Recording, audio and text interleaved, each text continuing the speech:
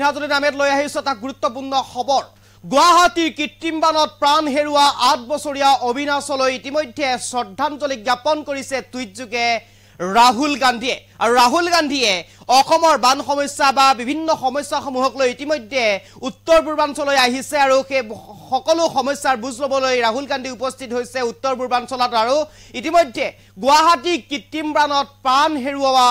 অবিনাশলৈ শ্ৰদ্ধাঞ্জলি জ্ঞাপন কৰিছে ৰাহুল গান্ধীয়ে টুইটযোগে লগতে পৰিয়াললৈ সমবেদনা জ্ঞাপন কৰিলে ৰাহুল গান্ধীয়ে সকলো প্ৰকাৰৰ ব্যৱস্থা কৰা হ'ব বুলি মন্তব্য কৰিছে ৰাহুল গান্ধীয়ে আৰু যিটো সময়ত প্ৰধানমন্ত্ৰী নৰেন্দ্ৰ মোদীয়ে বাহিৰলৈ গৈছে সেই সময়তেই ৰাহুল গান্ধী আহিছে অসমলৈ আৰু পৰিস্থিতিৰ বুজ লৈছে বানেই হওক অথবা বিভিন্ন সমস্যাৰ আৰু এই মুহূৰ্তত লৈ আহিছো সবিশেষ খবৰ এনিটক দৰ্শকৰ বাবে এটা গুৰুত্বপূৰ্ণ খবৰ কৃত্ৰিম বানত প্ৰাণ হেৰুৱা অবিনাশলৈ টুইটযোগে শ্ৰদ্ধা জনালে ৰাহুল গান্ধীয়ে অবিনাশৰ পৰিয়াললৈ সমবেদনা জনালে ৰাহুল গান্ধীয়ে বানে অবিনাশৰ দৰে শিশুৰ জীৱন কাঢ়ি নিলে বুলি মন্তব্য কৰিছে টুইটযোগে ৰাহুল গান্ধীয়ে অসমৰ এই দুৰ্যোগৰ সময়ত মই অসমবাসীৰ লগত আছো বুলি মন্তব্য কৰিছে ৰাহুল গান্ধীয়ে আৰু এইবাৰ সংসদত অসমৰ বানৰ কথা উত্থাপন কৰাৰ প্ৰতিশ্ৰুতি দিলে অসমবাসীক ৰাহুল গান্ধীয়ে অসমৰ বান নিয়ন্ত্ৰণ কৰিব নোৱাৰা ডাবল ইঞ্জিনৰ বিজেপি চৰকাৰক তীব্ৰ সমালোচনা কৰিলে টুইটযোগে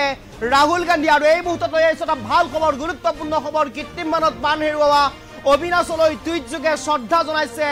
ৰাহুল গান্ধী আৰু অবিনাশলৈ শ্ৰদ্ধা জনাইছে এনেদৰে টুইটযোগে অবিনাশলৈ শ্ৰদ্ধা জনাইছে আৰু অসম প্ৰদেশ কংগ্ৰেছ কমিটিৰ পৰা সকলো বিষয়বস্তু বুজ লৈছে আৰু অসমৰ বানক লৈ যি পৰিস্থিতি সৃষ্টি হৈছে অসমৰ বানৰ সকলো পৰিস্থিতিৰ বুজ লৈছে অসম প্ৰদেশ কংগ্ৰেছ কমিটিৰ ফালৰ পৰা আৰু ইতিমধ্যে অসম প্ৰদেশ কংগ্ৰেছ কমিটিয়ে সকলো তথ্য ৰাহুল গান্ধীক দিছে আৰু ৰাহুল গান্ধীয়ে সকলো তথ্য চালিজাৰি চাইছে আৰু সকলো তথ্য চোৱাৰ পিছতে তেওঁ এনেদৰে উত্তৰ পূৰ্বাঞ্চলত উপস্থিত হৈছেহি আৰু উত্তৰ পূৰ্বাঞ্চলত উপস্থিত হোৱাৰ পিছতে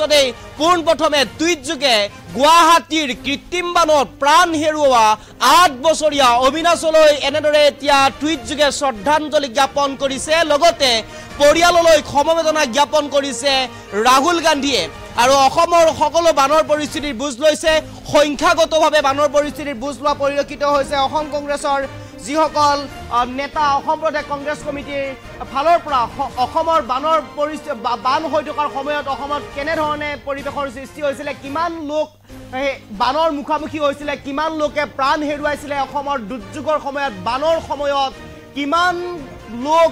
এই বানত আক্ৰান্ত হৈছিলে সকলো তথ্য ৰাহুল গান্ধীয়ে এপত কৈ লোৱা পৰিলক্ষিত হৈছে আৰু অসম প্ৰদেশ কংগ্ৰেছ কমিটিৰ ফালৰ পৰা সকলো তথ্য ৰাহুল গান্ধীক প্ৰদান কৰা হৈছে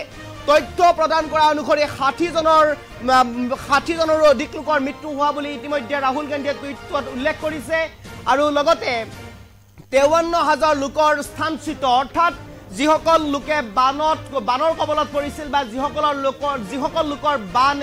ঘৰ আশ্ৰয়স্থল বানে ডুবাই পেলাইছিল সেই লোকসকলে অন্য স্থানলৈ গতি কৰিছে তেনেকুৱা ধৰণৰ লোকৰ সংখ্যা হৈছিল প্ৰায় ৫৩,০০০ অৰ্থাৎ ৰাহুল গান্ধীয়ে টুইটত উল্লেখ কৰিছে লগতে প্ৰায় ২৪ লাখ লোক বানত আক্ৰান্ত হোৱাৰ কথা উল্লেখ কৰিছে ৰাহুল গান্ধীয়ে টুইটযোগে আৰু এই সকলো তথ্য যোগান ধৰিছে অসম প্ৰদেশ কংগ্ৰেছ কমিটিৰ ফালৰ পৰা আৰু উত্তৰ পূৰ্বাঞ্চলত উপস্থিত হৈয়ে এনেদৰে পোনপ্ৰথমে গুৱাহাটীৰ কৃত্ৰিম বানত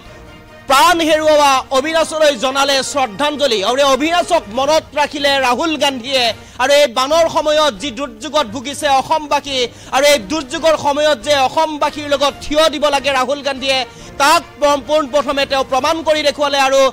এই দুৰ্যোগৰ সময়ত ৰাহুল গান্ধীয়ে অসমত আহি পোনপ্ৰথমবাৰৰ বাবে উপস্থিত হৈছে উত্তৰ পূৰ্বাঞ্চলত আহি উপস্থিত হৈছেহি আৰু অসমৰ বানৰ পৰিস্থিতিৰ বুজ ল'বলৈ য'ত পৰণাস্তি চেষ্টা কৰিছে ৰাহুল গান্ধীয়ে উল্লেখ্য যে যিটো সময়ত দেশৰ প্ৰধানমন্ত্ৰী অষ্ট্ৰেলিয়া কিংবা ৰাছিয়া ভ্ৰমণত ঘূৰিছে যিটো সময়ত দেশৰ প্ৰধানমন্ত্ৰীয়ে অসমৰ এই বানৰ সমস্যা যি দুৰ্যোগত ভুগি আছে অসমবাসী সেই সময়ত প্ৰধানমন্ত্ৰী ঘূৰিছে ৰাছিয়া কিংবা অষ্ট্ৰেলিয়াত আৰু যিটো সময়ত ৰাছিয়া কিংবা অষ্ট্ৰেলিয়াত দেশৰ প্ৰধানমন্ত্ৰী নৰেন্দ্ৰ মোদী ঘূৰিবলৈ গৈছে সেই সময়তে কিন্তু কংগ্ৰেছৰ নেতা যুৱৰাজ ৰাহুল গান্ধীয়ে অসমলৈ আহি বান পৰিস্থিতিৰ বুজ লৈছে লগতে গুৱাহাটীৰ কৃত্ৰিম বানত প্ৰাণ হেৰুওৱা অবিনাশলৈ জ্ঞাপন কৰিলে শ্ৰদ্ধাঞ্জলি লগতে যি পৰিয়ালৰ লোক আছে পৰিয়ালৰ লোকলৈ সমবেদনা জ্ঞাপন কৰিছে ৰাহুল গান্ধীয়ে লগতে যেটো সময়ত অসমৰ বান পৰিস্থিতিৰ কথা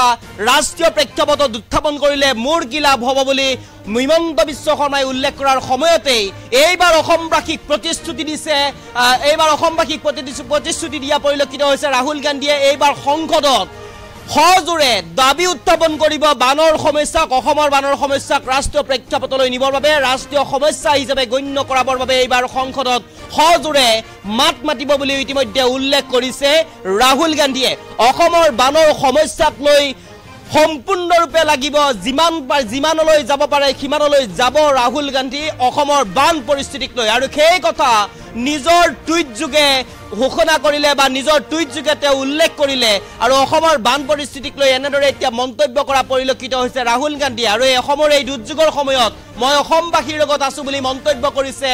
ৰাহুল গান্ধীয়ে আৰু এইবাৰ সংসদৰ মজিয়াত অসমৰ বানৰ কথা সজোৰে উত্থাপন কৰা হ'ব বুলি মন্তব্য কৰিছে কংগ্ৰেছৰ যুৱৰাজ ৰাহুল গান্ধীয়ে লগতে ডাবল ইঞ্জিনৰ চৰকাৰ যিখন চৰকাৰ কেন্দ্ৰত আছে সেইখন চৰকাৰ অসমতো আছে ৰাজ্যতো আছে গতিকে সেই ৰাজ্যত থকা ডাবল ইঞ্জিনৰ চৰকাৰ থকাৰ পিছতো এনেদৰে কিয় অসমবাসীয়ে বাৰম্বাৰ দুৰ্যোগ ভুগিব লগা হৈছে বুলি প্ৰশ্ন উত্থাপন কৰিছে লগেই ডাবল ইঞ্জিনৰ চৰকাৰক অৰ্থাৎ বিজেপি চৰকাৰক তীব্ৰভাৱে সমালোচনা কৰা পৰিলক্ষিত হৈছে ৰাহুল গান্ধীয়ে আৰু এই মুহূৰ্তত মই লৈ আহিছো গুৰুত্বপূৰ্ণ খবৰটো ইতিমধ্যে উল্লেখ কৰিছো যেটো সময়ত প্ৰধানমন্ত্ৰী নৰেন্দ্ৰ মোদীয়ে ৰাছিয়া কিংবা অষ্ট্ৰেলিয়া ভ্ৰমণলৈ গৈছে যেটো সময়ত মুখ্যমন্ত্ৰী ডক্টৰ হিমন্ত বিশ্ব শৰ্মাই উল্লেখ কৰিছে ৰাষ্ট্ৰীয় সমস্যা ৰূপে বানক যদি মই গণ্য কৰোঁ অথবা ৰাষ্ট্ৰীয় সমস্যা ৰূপে যদি মই বানক স্বীকৃতি দিবলৈ যাওঁ তেনেহলে অসমলৈ পৰ্যটন নাহিব পৰ্যটক অসমলৈ নাহিব অথবা পৰ্যটনৰ ক্ষেত্ৰত কমি যাব ৰেভিনিউ তেনেকুৱা এটা মন্তব্য কৰা পৰিলক্ষিত হৈছে তুলুঙা মন্তব্য বুলি ক'ব লাগিব যিসকল বানাক্ৰান্ত লোকে বানাক্ৰান্ত লোকসকলক লৈ এক ভেঙুচালি কিছু কথা কোৱা পৰিলক্ষিত হৈছে মুখ্যমন্ত্ৰী ডক্টৰ হিমন্ত বিশ্ব শৰ্মাই যিসকল লোকে বানত আক্ৰান্ত হৈছে প্ৰায় 24 লাখৰো অধিক লোক বানত আক্ৰান্ত হৈছে আৰু ইতিমধ্যে 60 গৰাকীতকৈ অধিক লোকে বানত প্ৰাণ হেৰুৱাইছে 53,000ৰো অধিক লোক ইতিমধ্যে স্থান নিজৰ আশ্ৰয়স্থল বিচাৰি গৈছে নিজৰ সপোনৰ ঘৰখন বানত উটি গৈছে অথবা নিজৰ আশ্ৰয়স্থল বানে ডুবাই পেলাইছে আৰু যাৰ বাবে 53,000ৰো অধিক লোক স্থানচ্যুত হৈছে অৰ্থাৎ তেওঁলোকৰ স্থান সলনি হৈছে তেনে এটা প্ৰেক্ষাপটতে এই মুহূৰ্তত মুখ্যমন্ত্ৰী ডক্টৰ হিমন্ত বিশ্ব শৰ্মাই কোৱা কথাষাৰ হ'ল যে অসমৰ সমস্যা বানৰ সমস্যাক যদি ৰাষ্ট্ৰীয় প্ৰেক্ষাপটলৈ নিয়া হয় অথবা ৰাষ্ট্ৰীয় সমস্যা ৰূপে গণ্য কৰা হয় তেনেহলে অসমলৈ পৰ্যটক নাহিব আৰু লগেলগে উল্লেখ কৰিছে বানৰ সমস্যা যদি মই ৰাষ্ট্ৰীয় প্ৰেক্ষাপটলৈ নিওঁ তেনেহলে মোৰ কি লাভ হ'ব এনেদৰে তেওঁ উল্লেখ কৰি কোৱাৰ সময়তে অথবা প্ৰধানমন্ত্ৰী নৰেন্দ্ৰ মোদীয়ে অষ্ট্ৰেলিয়া কিংবা ৰাছিয়া ভ্ৰমণলৈ যোৱাৰ সময়তো প্ৰাক মুহূৰ্তত কিন্তু ৰাহুল গান্ধীয়ে এতিয়া ভ্ৰমণ কৰিছে উত্তৰ পূৰ্বাঞ্চল বুজ লৈছে বানৰ সমস্যা বুজ লৈছে বানত কেনেদৰে অসমে মুখামুখি হ'ব লগা হৈছে সকলো সমস্যাৰ বুজ লৈছে সংখ্যাগতভাৱে সকলো অসম প্ৰদেশ কংগ্ৰেছ কমিটিৰ পৰা তেওঁ লৈছে লগতে উল্লেখনীয় কথা এইটোৱেই যে যেটো সময়ত প্ৰধানমন্ত্ৰী কিংবা বিজেপিৰ কেন্দ্ৰীয় নেতা মন্ত্ৰীয়ে গুৱাহাটীৰ অবিনাশক মনত নেপেলালে সেই সময়তে ৰাহুল গান্ধীয়ে নিজৰ টুইট যোগে মনত পেলালে নিজৰ টুইট যোগে শ্ৰদ্ধাঞ্জলি জ্ঞাপন কৰিলে পৰিয়ালৰ লোকক সমবেদনা জ্ঞাপন কৰিলে